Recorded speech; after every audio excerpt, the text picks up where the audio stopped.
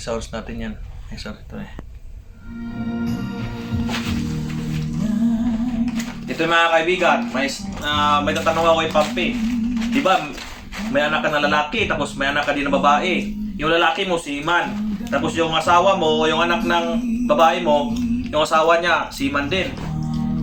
Yung apo, gusto magsiman kasi, gusto ko magsiman kasi si lolo ko magsiman. Tapos yung tatay ko, seaman din. Gusto kong sumunod sa yapak ng mga tatay ko saka sa lolo ko. Ano yung masasabi mo sa apo mo na gusto rin magsiman? Alam mo na kung ano yung buhay ng siman. Sa mga kabaro kong seaman, maganda ang seaman, kaya lang kung akong tatanungin, ayoko na sana yung pang magiging mga apo ko, ayoko na sanang sumunod sila sa yapak ko. Kasi ang buhay marino, alam ko ang buhay marino, napakahirap ng buhay marino. Bilang isang buhay marino, napakahirap. Masarap dahil magandang kita, mabilis ka makakaipon kumpara sa mga ibang kurso na Tama. kinukuha ng... Ang problema, layo ka lang sa pamilya mo. Bukod sa malayo, mahirap ang buhay marino. Walang, yung araw nagiging gabi, yung gabi nagiging araw. Kaya kung ako ang tatanungin, ayoko na sanang magkaroon pa uli ng madagdagan pa ang seaman sa aming pamilya. Ako din, yung naranasan ko ngayon, yung anak ko lalaki, kung gusto din niya magsiman, ayaw ko. Paano nga kung gusto? Kung gusto niya, oo.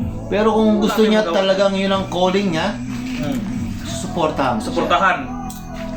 Pero Ayun, kung aabutan ko pa siya, ay advice, guided mo siya. Guide mo siya. Para- I-explain mo yun kung ano yung buhay mo para maintindihan niya ba in the future. What if nasa seaman ka na, yung anak mo lalaki na, hindi lumaki sa piling mo, ganyan na.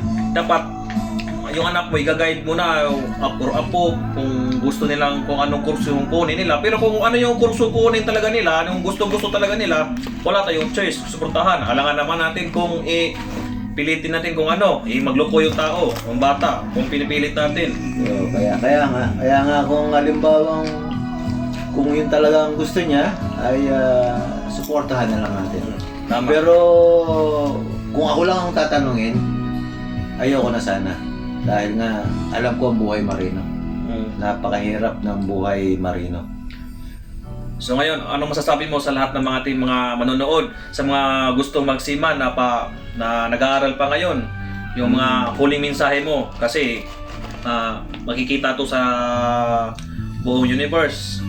Ano ka na, may retiro ka na. So ano yung masasabi mo sa mga taong 2 million followers. Bilang isang marino at yung nagpaplano na maging marino, magandang pagiging seaman dahil nga malakas kumuha ng madaling makakuha ng pera, madaling makakuha ng puhunan.